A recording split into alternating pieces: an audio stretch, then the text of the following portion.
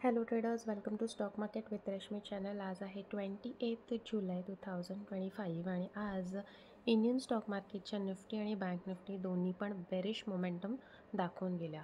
तुमच्या समोर हा जो ग्राफ आहे तो गोल्डचा आहे. यू कॅन सी की किती स्टिप डाऊनसाईड मुवमेंट गोल्डने आता दाखवलेली आहे.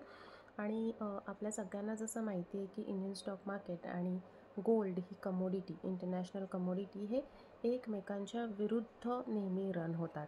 आणि गोल्डबद्दलचं गेल्या काही पास्ट व्हिडिओ जर तुम्ही पाहिलेत तर गोल्डचं ॲनालिसिस मी केलं होतं की गोल्डने लास्ट टाईम जिथून अपसाईडची मोमेंट दिली तसंच काहीसं प्राईज ॲक्शन गोल्ड आताही फॉर्म करत आहे.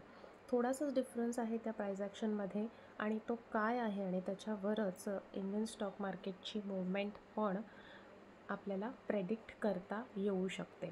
सो थोडंसं लास्ट टाईमचा जर ग्राफ आपण पाहिला तर लास्ट टाईम गोल्डने जे प्राईस ॲक्शन फॉर्म केलं होतं त्याला फॉलिंग वेज असं म्हणतात, ज्याच्याने एक इंटरसेक्शन पॉईंटनंतर आपल्याला नेहमी अपसाईडची रॅली मिळते. आत्ता जर गोल्डचं प्राईस ॲक्शन आपण पाहिलं तर ट्रायंग्युलर चॅनल पॅटर्नमध्ये गोल्डचा ग्राफ आपल्याला स्टक झालेला दिसतो आहे. पण थोडासा डिफरन्स आहे, यावेळेला गोल्ड एक रेझिस्टन्स फेस करतो आहे. हा जो रेझिस्टन्स आहे तो मल्टिपल टाईम फेस होतो आहे आणि त्या रेझिस्टन्सला रिस्पेक्ट करून गोल्ड दरवेळेला डाऊनसाईडची रॅली देतो आहे. आताही असंच झालं आहे. गोल्डने एक रेझिस्टन्स फेस केला. जेव्हा हा चॅनल ब्रेक झाला तेव्हा बऱ्याच जणांना असं वाटलं की गोल्ड आता पुन्हा लास्ट टाईमसारखी अपसाईडची रॅली देतो आहे. पण वी ऑल नो की स्टॉक मार्केटमध्ये कोणतीही मुवमेंट वारंवार एकाच साईडला मिळत नाही. वेदर इट इज कन्सोलिडेशन, प्रत्येक कन्सोलिडेशनमध्ये नंतर एकतर डाऊनसाईड किंवा अपसाईडची मुवमेंट मिळते. तसंच प्रत्येक अपसाईडच्या मुवमेंटनंतर डाऊनसाईडची मुवमेंट किंवा कन्सोलिडेशन फेज ही निश्चितच असते.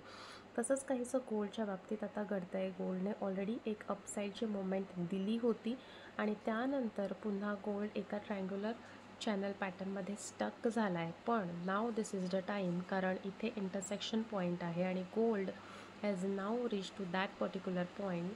आणि माझ्या मते जेव्हा गोल्ड हा ट्रायंग्युलर चॅनल पॅटर्न डाऊन साईडने ब्रेक करेल तेव्हा इंडियन स्टॉक मार्केटची निफ्टी आणि बँक निफ्टी हे दोन्हीही इंडेक्स जे आहेत ते अपसाईडची रॅली देण्यासाठी सज्ज असतील. Because many stocks are there at their 52 week low आणि बरेच मार्केटमध्ये ऑलरेडी इंडियन स्टॉक मार्केटमध्ये करेक्शन आलेलं आहे. जिओपॉलिटिकल सिच्युएशन्स पण आता कंट्रोलमध्ये आहेत. ज्या ज्या देशांमध्ये युद्ध सुरू होती त्या देशांमध्ये युद्ध संपलेली आहेत. सीज फायर झालेलं आहे आणि त्या सगळ्याचा इफेक्ट गोल्ड डाऊनसाईडची मुवमेंट देऊन आपल्याला दाखवते. आणि हे कुठेतरी इंडिकेशन आहे की गोल्ड जसं डाऊनसाईडला जाईल तसं इंडियन स्टॉक मार्केटही अपसाईडची रॅली द्यायला सज्ज होईल.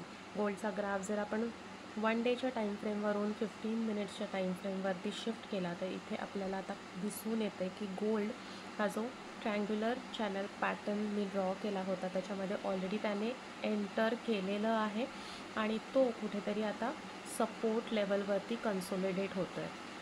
अजून जास्त आपण झूम आउट करून पाहिलं तर एक फ्लॅग अँड पोलचा पॅटर्न चॅनलही इथे फॉर्म होतो आहे आणि वी ऑल नो की इन्व्हर्टेड फ्लॅग